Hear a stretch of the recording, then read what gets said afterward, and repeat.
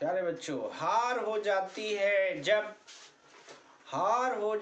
है जब मान लिया जाता है।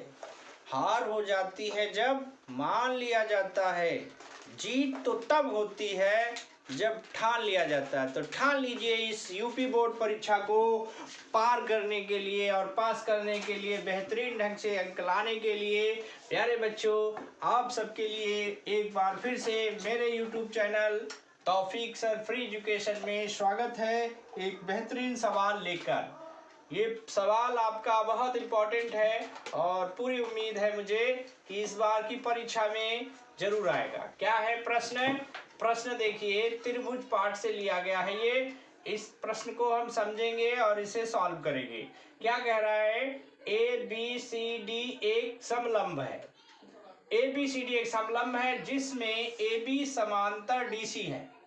इसके विकर्ण परस्पर बिंदु O पर प्रतिच्छेद करते हैं। दर्शाइए कि AO अपान BO बराबर CO अपान DO। तो प्यारे बच्चों, सबसे पहले इसके लिए हमें एक फिगर क्रिएट करना पड़ेगा। किसका? समलंब। अब समलंब कैसा होता है? गौर से देखिए, समलंब की दो भुजाएं परस्पर आपस में समांतर होती हैं। तो एक भुजा AB ये हो गई और एक ये हो गई C और D। अब इसको समलंब बनाने के बाद में आगे क्या कह रहा है? आगे कह रहा है इसके विकर्ण क्या होते हैं?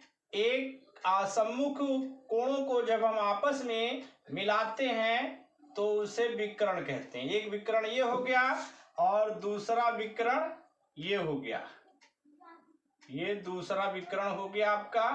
ये दोनों कहाँ पे प्रतिच्छेद कर रहे हैं? बता रहा है वो। प्रतिच्छेद कहाँ करते हैं? O। ये बिंदु O हो गया। अब ये बनाने के बाद में हमको परिभाषा इसको सॉल्व करने का तरीका क्या है? हेडिंग डालनी पड़ती है। पहली हेडिंग होती है ज्ञात है या दिया है।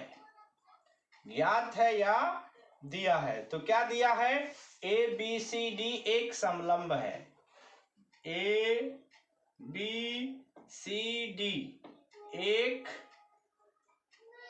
समलंब है।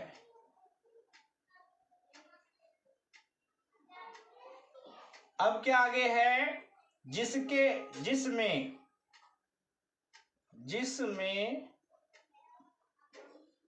जिसमें AB पैरेलल है, समांतर है। AB और CD ये समांतर है। ये हमारा इतना दिया गया है। और आगे भी आप लिख सकते हैं जिसके विकर्ण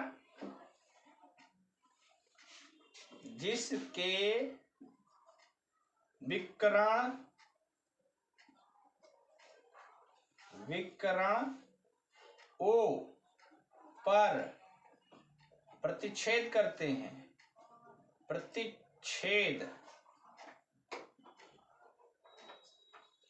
हैं।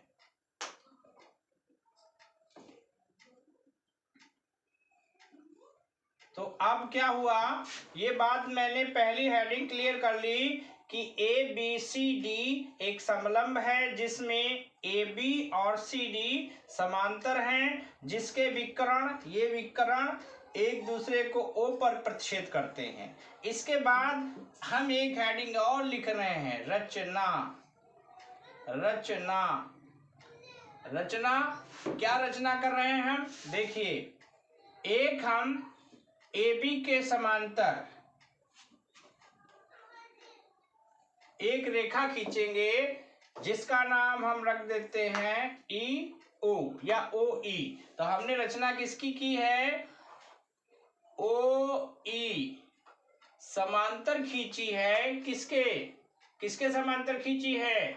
AB या AB के समांतर है। अगर ये दोनों ऑलरेडी पहले से समांतर हैं, तो अगर कोई लाइन AB के समांतर है तो वो CD के भी समांतर रहेगी। तो हम यहां लिख देंगे OE पैरेलल है CD। अब अगली हेडिंग है सिद्ध करना है। सिद्ध करना है। क्या सिद्ध करना, ये सवाल में ही होता है या दर्शाना। यहाँ पर सिद्ध करना या दर्शाना, ये क्लियर है, यही दिया होता है। आप लिख देंगे इसको AO अपान BO इक्वल है CO अपान DO। तो प्यारे बच्चों, 3 हेडिंग क्लियर हो चुकी हैं। पहली हेडिंग है ज्ञात है, दूसरी हमने इसमें अपने आप से इंक्लूड की है। क्यों इंक्लूड की है, अभी आपको इसका भी पता चल जाएगा। तो ये दूसरी है हेडिंग रचना। क्या रचना की है हमने, OE पैरेलल खींची है, खींची यहाँ पे जोड़ दीजिए, खींची किसके, AB के। जब AB के पैरेलल OE है तो OE पैरेलल CD की हो जाएगी। क्यों, पहले से ही ये हमें ज्ञात है कि AB और CD समांतर हैं, पैरेलल हैं। अब क्या हुई, अब अगली बात हम लिखेंगे उपपत्ति। अगली हेडिंग है उपपत्ति। यहाँ पर गौर करिएगा क्या लिखा गया है, उपपत्ति लिखा गया है, उपपत्ति। अब यहाँ पर हम देखते हैं, हमें कई त्रिभुज दिख रहे हैं, लेकिन हम क्या करेंगे, हम ऐसे बनाएंगे जिससे ये क्लियर हो जाए। अगर हम ये वाला त्रिभुज लेते हैं ADC, तो हमें क्या मिल रहा है, देखिए गौर से, ADC में ये लाइन जो है EO पैरेलल है CD के, ये हम पहले ही क्लियर कर चुके हैं, आपको बता चुके हैं। तो अगर किसी त्रिभुज में 2 भुजाएं समांतर हो जाती हैं तो वहां पर मूलभूत समानुपातिकता सिद्धांत लगता है, जिसको थेल्स का परिमेय भी कहते हैं। तो हम यहाँ पर लिखेंगे त्रिभुज ADC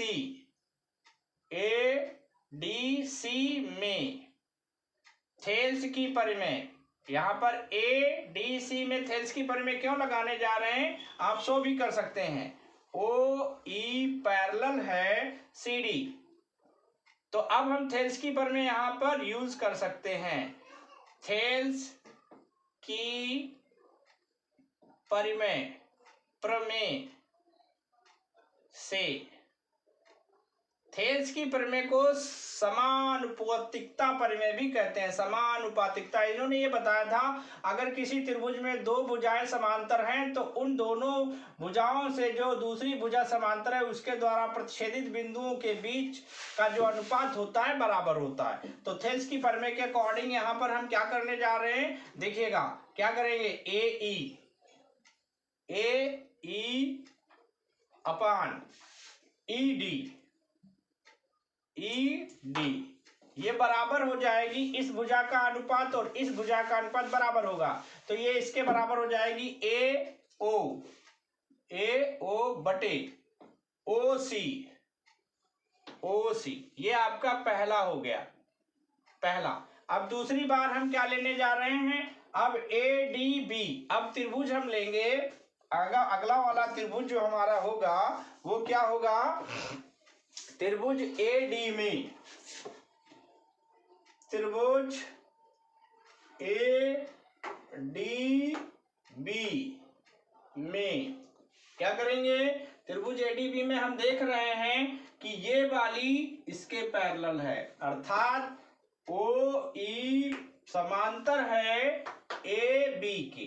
तो अब यहां भी वही थेल्स की परिमेय प्रूव कर देंगे, ले लेंगे थेल्स की प्रमेय से।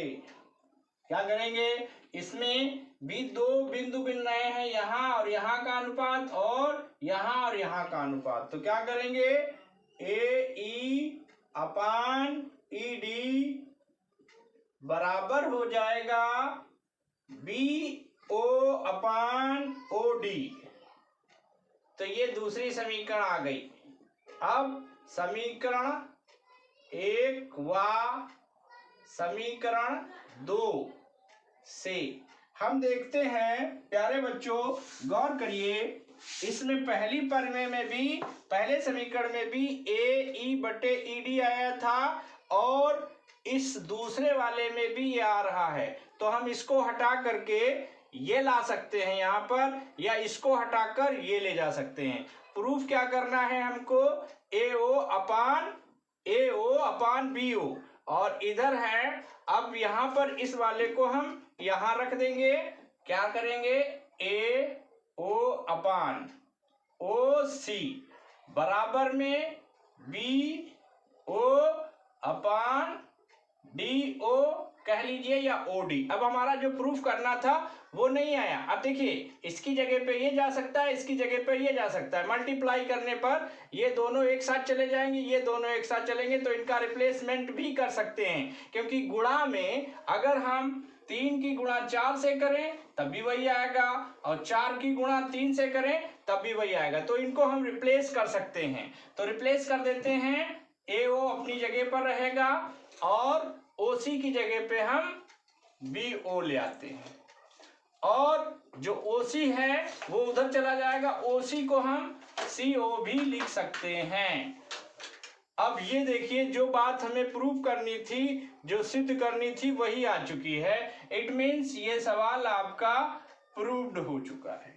ये सवाल आपके लिए प्रूव हो चुका है। जो हमें करना था वो हमने करके दिखा दिया है। बहुत सरल सी बातें हैं इस प्रश्न में, कुछ खास नहीं है, बहुत आसान सा है। आप देखिए पहले हमने ये इस प्रश्न के अनुसार एक समलंब बनाया है। समलंब बनाने के बाद उसके विकर्ण खींचे हैं, विकर्ण ओ पे काटते हैं। फिर हमने दूसरी हेडिंग रचना डाली है। रचना में मैंने क्या किया है, ओ ई, ये है ओ ई, किसके पैरेलल खींची है, ए बी के। जब हमने ओ ई को ए बी के पैरेलल खींचा है तो ये ऑलरेडी पहले से पैरेलल थी, तो ये इसके पैरेलल ये भी हो गई। फिर हमने क्या लिखा है, सिद्ध करना। यहाँ पे प्यारे बच्चों आप सिद्ध करना या फिर दर्शाना, दर्शाना है ये लिख सकते हैं। तो ये हमको दर्शाना था। फिर हमने हेडिंग ली है उपपत्ति। उपपत्ति में जो त्रिभुज हमने लिए हैं उन्हीं त्रिभुजों के अनुसार थेल्स की प्रमेय से हमने समीकरण तैयार कर लिए हैं। ये पहला समीकरण है, ये दूसरा समीकरण है। फिर दोनों समीकरणों से जो कॉमन चीज मिल रही थी उसको हटा दिया है, और ये जो हमारा प्रूफ करना था वो आ चुका है। तो प्यारे बच्चों फिर से एक बार हम आपसे कहेंगे thank you, goodbye, SK LK SK, okay.